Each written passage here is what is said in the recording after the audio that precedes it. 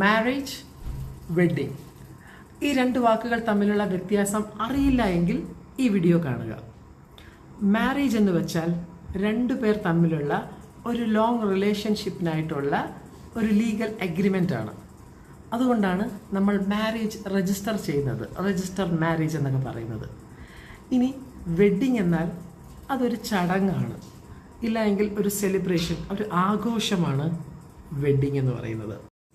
കുറച്ചുകൂടെ ക്ലിയർ ആക്കാൻ ഞാൻ രണ്ട് സെൻറ്റൻസുകൾ പറയാം. ഒന്ന്, my marriage is A disaster. ഇങ്ങനെ വെച്ചാൽ എൻ്റെ റിലേഷൻഷിപ്പ് അല്ലെങ്കിൽ വൈഫുമായിട്ടുള്ള റിലേഷൻഷിപ്പ് അതൊരു ദുരന്തമാണ് എന്നാണ്.